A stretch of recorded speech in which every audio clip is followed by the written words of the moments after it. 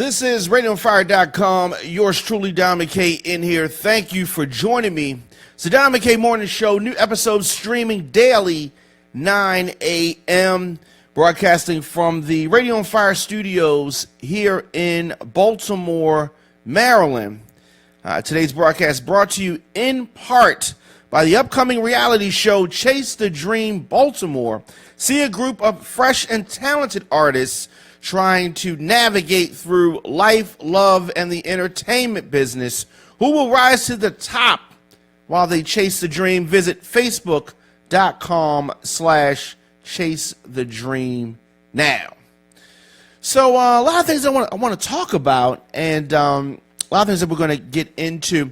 I do want to say this, that I'm going to speak about an interaction that I had with a host, and so, you know, some things that I say may lead you to believe that I do not have respect for, for this gentleman, Roland Martin, which I do. I do have respect for him, so I don't want what I'm going to say to come off as, too disrespectful. So I'm going to try to maintain professionalism and not call him any names. But there are definitely some names that you could call this batty boy. Damn it! I didn't want to say that. Strike that from the record. No, but seriously, I'm sure that that you probably have heard of Roland Martin. He is a journalist. He does a show on TV One. I'm sorry. Thank you. It's TV One. I'm sorry. Some of the messages that are put out there are not exactly the best, but generally speaking. So that's Kathy Hughes. So I'm not even gonna go down that rabbit hole. But what I will do is speak about the way the whole thing panned out and the way the whole thing started out. So we were talking last night on Beautiful Lies and Ugly Truth show about the interview with Dr. Umar. And, I've talked about him on the show before. I had not checked out the interview in its entirety until last night. So last night, before the show started, we collectively watched the interview. And, so while the show's going on, I gave my thought, and I tweeted to Roland Martin my thoughts about the interview. So Dr. Umar is a Pan-African, and I think that in a lot of ways you probably could classify him as a separatist. But I think that, and then, some people may mischaracterize some of the things he says as being racially motivated, or something like that. But the bigger message that he has is that as black people, as African American, whatever classification you want to put on the beginning of that, that we have to link together in order to move forward, and we got to tighten things up. I agree with that. And so he has his appearance on Roland Martin's show. So initially, the way the camera angles were, it seemed like it was just them two talking, and I was really taken by the fact that it appeared that the way the questioning was lined up, it was almost like Roland Martin did not believe the things that he was saying. It was like he didn't believe the things he was saying.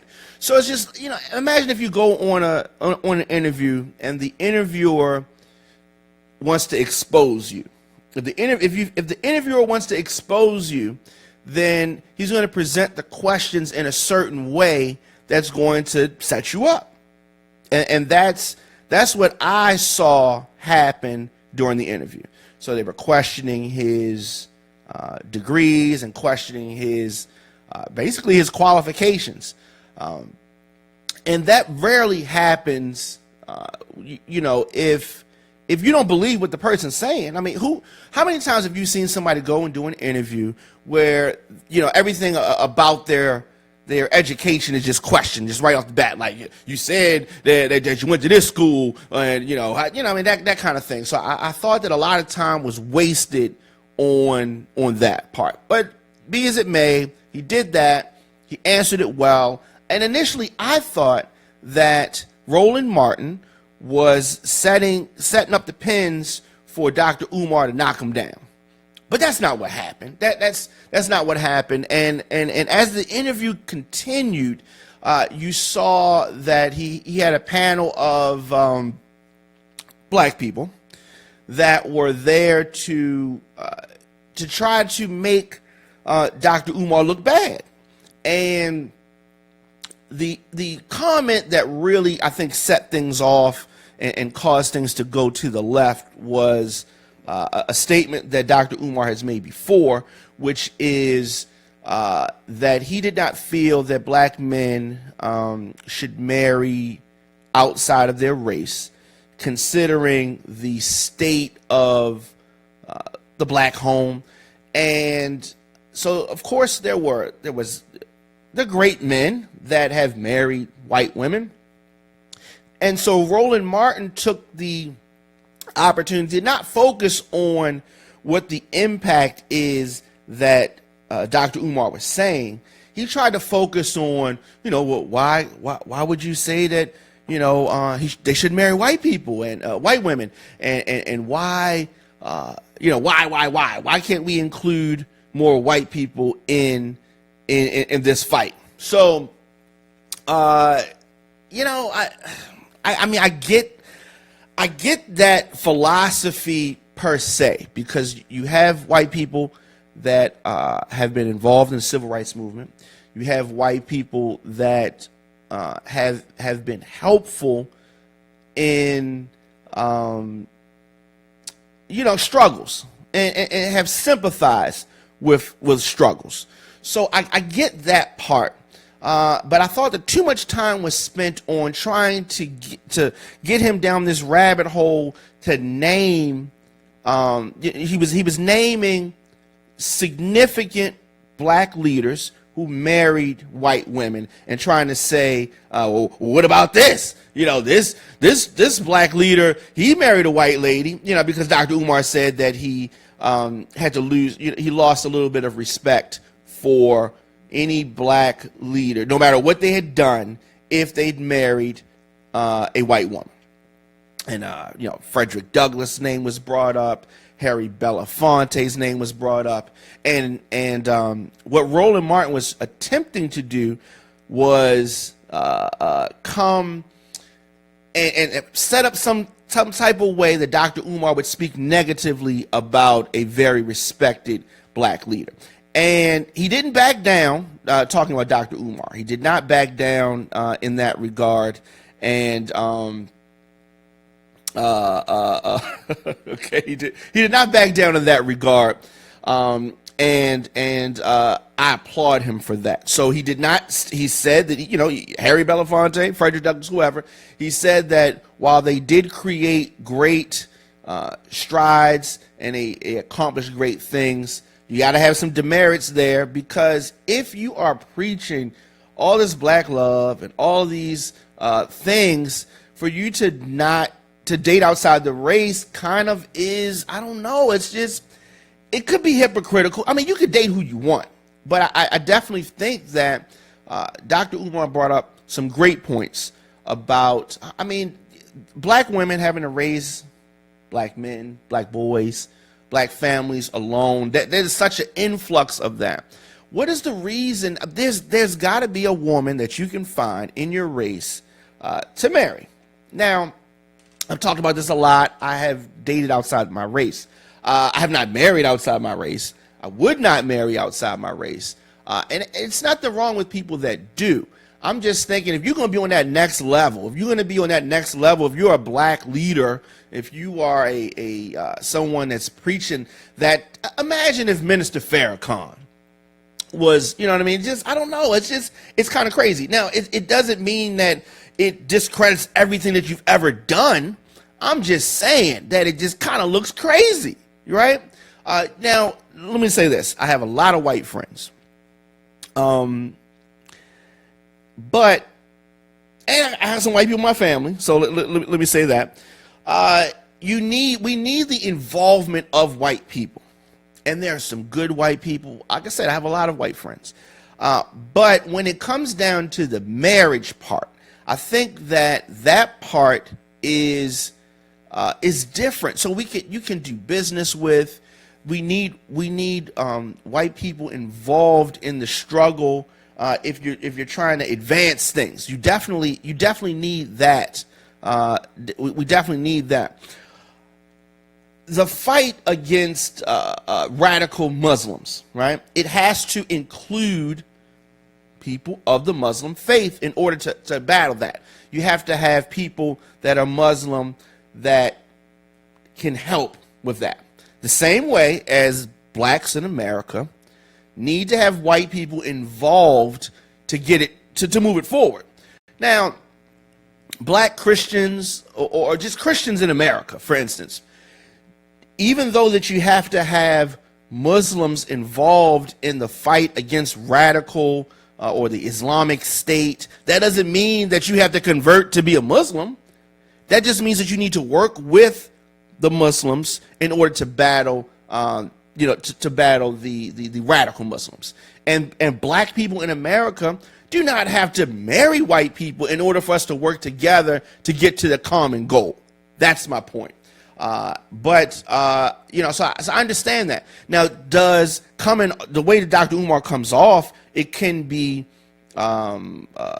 radical to some of the folks, and so some of the people in the chat room and some of the people I see on Facebook is talking about the I guess what Roland Martin represents, and so it's interesting, and I don't really want to focus on the gay agenda part of all this. I more so want to focus on just black, white, that type of stuff. So what happened is that during the show last night, like I said, during Beautiful Lies and Ugly Truth, during that show, while the show is going on, I felt the need to, and I will do this, and I go back and forth with a lot of people online, so-called celebrities. I've gone back and forth a lot with people, so I have no problem calling somebody out and saying what you want to say. So what I did say to Roland Martin was that I told him I was very disappointed how Roland Martin and his black panel attacked Dr. Umar. You never do that to white people. Shameful. That was my tweet to him. I said that. After that, I didn't think nothing else about it. I did not. I got it off my chest. And he chose to respond, and he said that you have never watched the show. Stupid. Stop with the stupid tweets. So at that point, I had to, I showed the show. I was like, okay, so he wants to go back and forth, and so he has something that he wants to say, right? And so we go back and forth, and we exchange some things back and forth, and he's got his little words to say, and I have my words to say. Now, he says, I feel that an interview, and I do a lot of interviews, I think that an interview, you should give a platform for the person to state their views. You can give your views, but when you line things up to try to make them look bad purposely, what is your real point? It's amazing that we have some people that sit on TV and try to do this. And so he talks about how he had interviews with Richard Spencer, who is a white nationalist and clearly a racist. They had an interesting discussion. The Roland Martin, he's given, I guess, honest thoughts about Donald Trump. and honest thoughts about Hillary Clinton and Bill O'Reilly. And I don't necessarily disagree with him in regards to those topics. But topics that are more close, when you start talking about the way that black people are treated, I think that kind of lose along the way. So what was really interesting is that, and I didn't notice this initially, but I was talking about he's not objective. I told him that he's not objective. He was not objective during the interview with Dr. Umar, and he took offense to that. And I asked him, who put you up to this, brother? Like, what side are you on? Like that type of thing. Because I knew that was going to touch a nerve. And so he said that was a flat out lie. And as I said, he referenced some other things. But what he ended his tweet with was he said, boy, bye. No, I want to make sure you heard me. I said that Roland Martin said to me, boy, bye. And then I had to stop and I scratched my head and I said, what? He's a homosexual. Only girls and gay people talk like that. So I'm like, why am I even going back and forth with this member of the LGBT community? And I realized that there was no need for me to continue to go back and forth with this with Roland Martin. So that's what it is. He said that he is subjective and that I need to know the difference between being subjective and objective. And I explained to him clearly that I do know the difference between the two. So, so he said his thing, I said my thing. I don't think that there's any need to go any further, but I definitely wanted to share with you guys that. And am I wrong? Please let me know. Let me know your thoughts in the comment section, Instagram, Facebook, Twitter, at The Diamond K Show, at Radio on Fire. I'm sure that I'm going to touch on this sometime again. And okay, so all right. So Curtis, I do want to read Curtis. So Curtis Lee said that they know that Dr. Umar does not believe in involving white folks in our business. Dr. Umar does believe that, at least it appears that way. But, I disagree with that part. I think that we are the minority in this situation. So we need to tighten things up. But I think that we do have to involve white people in what's going on. But that doesn't mean we have to marry them. That we need to keep the black family intact. But we are going to need allies to combat this very intense struggle. Definitely. And different things are involved. So if you're in the minority, different rules apply to you than apply to the people who are in the majority. So you can't say, well, look at them, they do this and we do that, because the setup is different. If you have somebody that's trying to lose weight, and so my weight has fluctuated, I am trying to lose weight right now. If you have someone who's trying to lose weight, right? And then you contrast them with someone who's a bodybuilder, right? The bodybuilder eats 6 meals a day sometimes, right? And at different times and different types of meals.